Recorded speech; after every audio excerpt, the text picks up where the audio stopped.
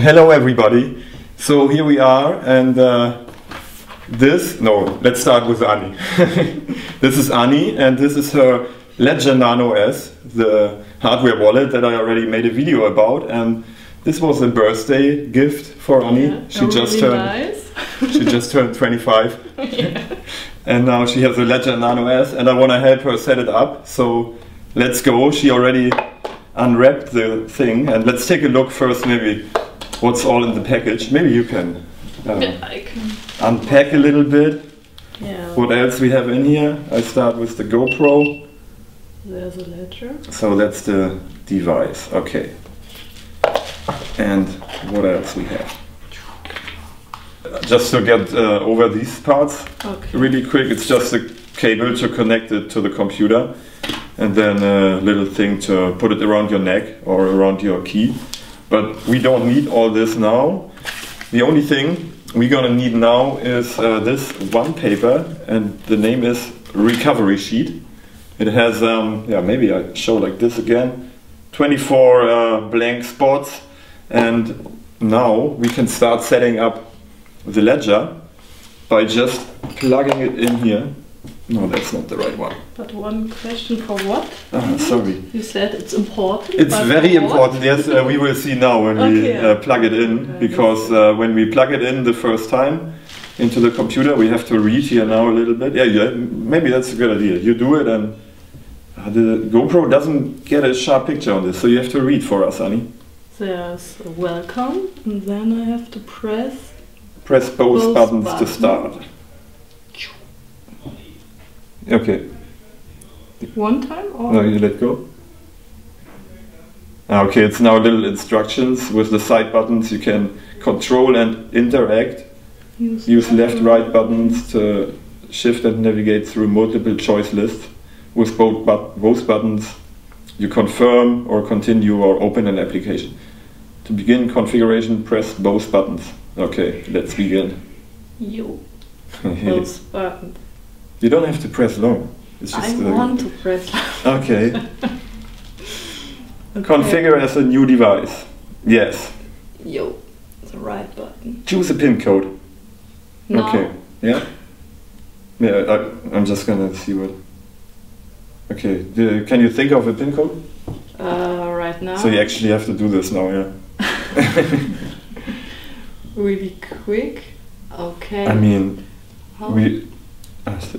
so if we push both buttons, you can now start setting up a pin code. It should be like digits and maximum 8. Okay, and I choose here on the... Okay, so meanwhile Anni put in her password, PIN. Yeah. And now the next step, what does it say? Write down your recovery phrase. Okay, then you can start with the both. Click, yeah. Word number 1, okay. Time to put the GoPro away. This is now an important step. The recovery phrase, this is what you have to write down on this little paper. It's if you ever end up losing this hardware device, or if for some reason it gets lost and you don't have access anymore, you can recover all the coins that you have on this device if you have access to this paper. So as long as you have this, you can always recover your coins. Okay. And that's why it's very important. And I would recommend to actually make another copy, handwritten copy, and put it in 2 different places. One at your own place, one at your friend. My place is a good place. And then you can feel safe also losing this. And with an 8-digit PIN code on it, it's very, very unlikely that somebody can get access. Because if you have a wrong attempt putting in your password, you have only 3 attempts putting in the PIN code. Okay. And after that, the amount of time that you have to wait before you can put in another try doubles. So the other day I read an article or a blog post of a guy who had this happening. He lost his key, and then he had the key but lost the PIN, and started to guess, and then he ended up having to wait like 1 more year to make 1 more guess. Okay. And then you can take 1 guess, and then if it's wrong, you can wait 2 years and then take another guess. So yeah, I feel very safe with this. But yeah, okay, let's go on. Now Anni is gonna have to write down her 24 words. So see you in a bit. Okay, I will write down. Yeah. Okay, so you wrote down all the words? Yes, Moritz. I wrote all down. And here's my last word, and now? And now, okay, so it's the last word. I wait a moment, and now you can confirm the last word. Okay. And now it's step number 4. Confirm your recovery phrase. You can confirm this. And now select word number 17 and left and right. Now you can click mal, can you click left or right? You can, ja, mach mal. And again. Yeah, okay, so what we see now, you have to confirm all the words. We do that really quick again. Okay. So you confirmed your recovery phrase now? Yeah. And now it says your device is ready. Congratulations.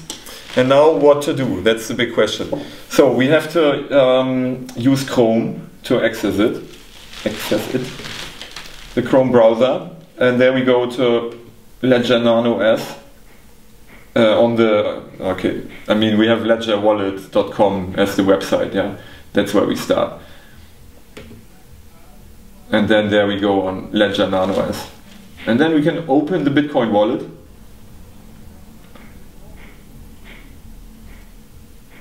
And now it says to start you have to connect your ledger and unlock it. And when I look on our device here, it says your device is now ready, but what if I confirm here? And now I have to open the Bitcoin app here. There are different ones, I don't know if you can see it. There's Ethereum pre-installed, there's Bitcoin pre-installed, settings. This one I'm not sure what it is actually. Fido U2F, I have to look it up. But anyway, you for sure have Ethereum and Bitcoin pre-installed. And now we want to deal with Bitcoin, so we go to this one and then confirm by clicking both. And now on the computer, the wallet opens up. And the first question it asks us is what we want to use. Which Bitcoin chain do you want to use? Bitcoin or Bitcoin Cash? And this is a big discussion going on in the Bitcoin world. There was a fork where the blockchain forked into 2 blockchains, and now there's Bitcoin and Bitcoin Cash, or Bitcoin Cash people would use other terminology actually. So it's quite complex for now. For us here, we go with Bitcoin and don't go into this topic. Okay. This could be a topic for a different video really. Okay. Could be interesting. Yeah, and I'm going kind of fast now. Does it make sense? I understand. You understand, great. Maybe you do the things because normally you learn better when you're actually doing the movements also. Okay. So yeah, we go with Bitcoin now. Choose your address type. It's again kind of a question like with Bitcoin and Bitcoin Cash. We could go really into depth here, but it doesn't really serve this video. So I just recommend everybody go with SegWit. And it has cheaper transaction fees, it's better to use, and that's as much as needs to be said right now. So we go with SegWit. Okay.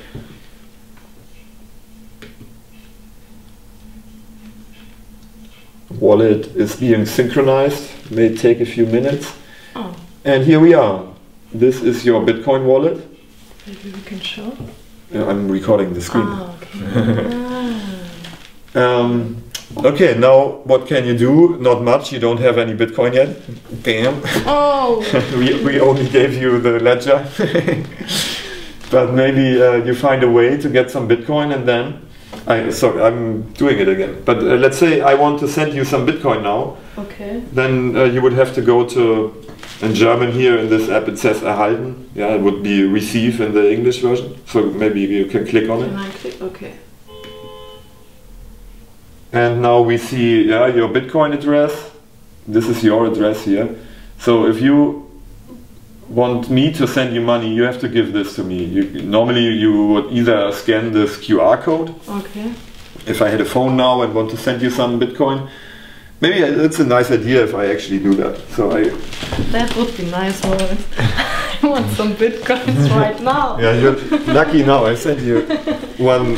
$1. That's nice.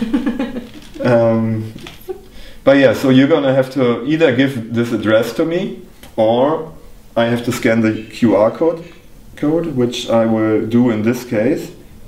So now I have here my Bitcoin wallet, and all I have to do, maybe with this is nice to see, I just scan, whoa, that was quick, right? So I just scanned that QR code, and now I want to send, let's say, can you give me 10 euro after after this video? For sure. Okay, 0.1. No, it's the 10.1, like this. €1. And my code, I have to confirm this with my code. No, I have to know it, of course.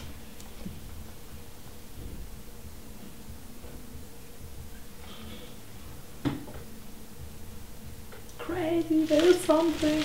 Okay, so yeah. And the transaction already showed up here on the screen. I sent €1 to you. And yeah, the transaction was actually more expensive than what I sent to you. Okay. But for the purpose of this video, this is another topic that we can talk about at some point, the transaction costs and what's going on there. Yes. But for now it worked really nice. You already have the transaction, and now all you have to do really is you just unplug your stick, put the little chain around it and wear it around your neck. And go out to party. And go out party and pay with your coins. No, but that's how easy it is. If you want to make a transaction that people can look at in the other video I already made.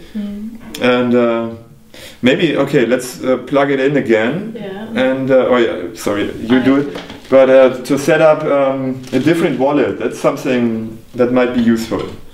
Because maybe people don't want to use only Bitcoin, but also Bitcoin Cash or Ethereum or, okay, this you have to do now. Yeah. Or IOTA or Dogecoin or Litecoin, I didn't say it. Anyway, there are many altcoins, and people, one common thing is that people say to me, so how can I buy some Ethereum? Bitcoin is already too expensive. It's a very classical one. Or even other ideas like the Litecoin and all these others. It's more like investment question now. But so that's why I don't want to go into it. But you can store all these other coins also on your little stick, and that's of course great. And how to do this? So you unlock the, well, I talked about altcoins, you unlock the thing, and now we can click here, Open App Manager. Annika, you do it.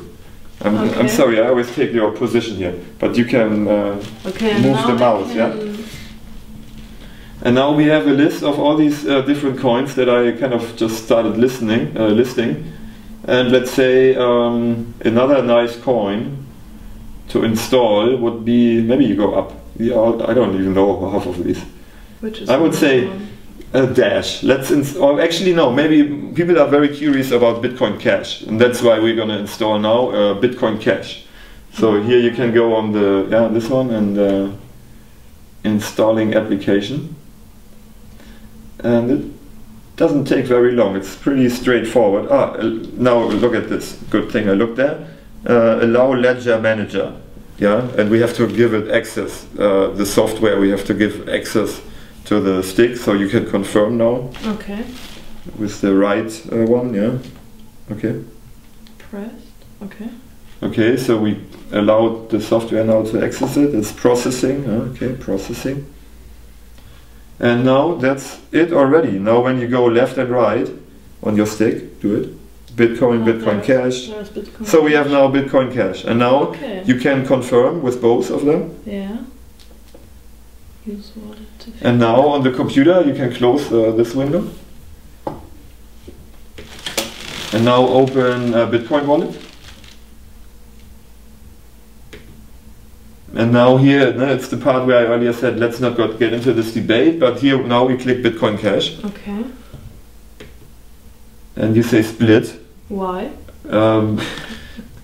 Just do it. Okay. No, I mean, we could start talking about blockchain and how it's split now and so on, but now to just use two different wallets for two different coins, which they are now, whatever you want to call Bitcoin and Bitcoin Cash, and terminology-wise, they are two different coins. Okay. So it makes sense to use two different wallets in order not to confuse transactions and so on. And there we say split, and that makes sense. And that's what we do here. Yeah, and besides this, now we have basically the same interface. It's just a wallet this time with Bitcoin Cash instead of Bitcoin. You can also here click on send and receive and do some settings, but it's very straightforward, this whole device. You can store all these different cryptocurrencies. And what's nice about Bitcoin Cash, I have discovered now more and more, is that the transaction fees are really a lot lower. I mean, for this you could also use other coins, and I'm aware of that. If I want to use the cheapest coin to send a transaction, I use Dogecoin, where it's like no money at all. But people don't want to invest in Dogecoin, but maybe some people want to invest in Bitcoin Cash, and maybe some people want to invest in Dogecoin. I don't know. You never know. But yeah, whatever your coin might be, you can use this in most cases to store it. It's quite nice. And yeah, one thing we didn't do yet that you also can do, of course, is recover.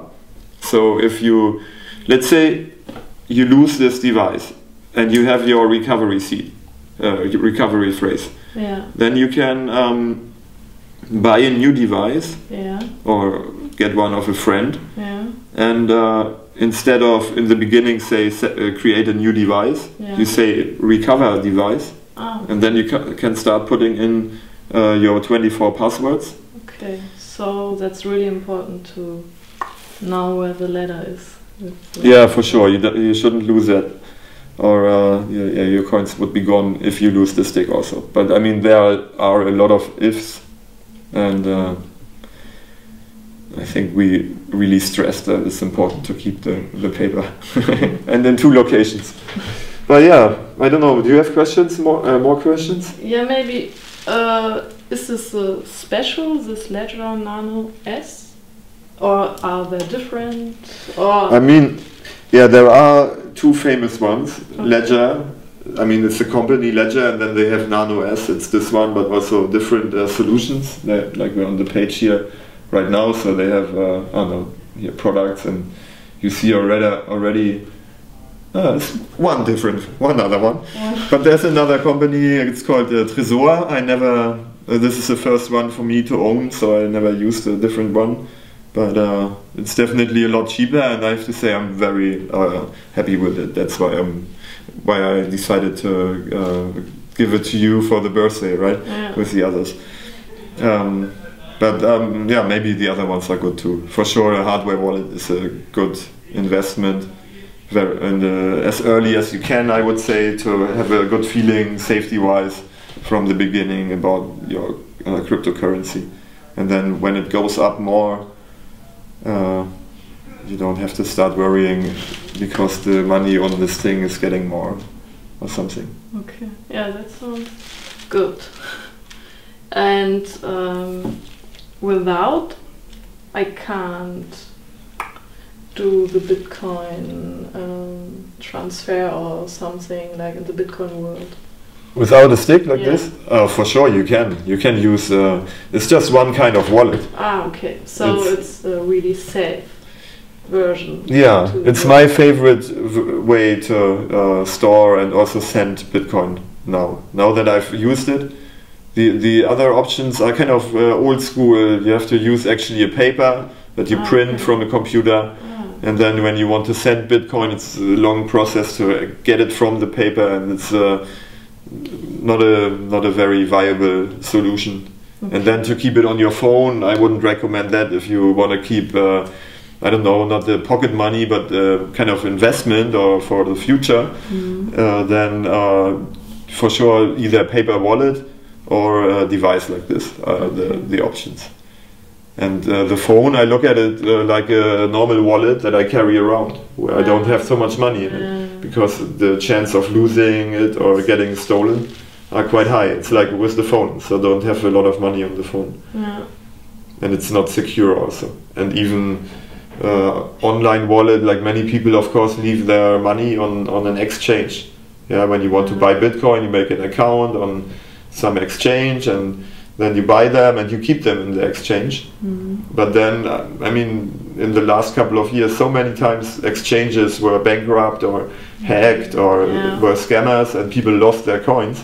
And only if you control the private keys, you control the coins. And this is controlling the private keys. Yeah, that makes sense. Yeah. Thank you, Moritz. Yeah, thank you for joining me for this video very spontaneously. I think it was a nice, was nice to do it together. And then good luck with your stick and your coins, whatever ones you want to add on it. I'm curious, but we'll see about that. Yes, thank you. Yeah, so this was the Ledger Nano S, and see you next time. Ciao. Ciao. Ja. Mal gucken, was wir da gemacht haben.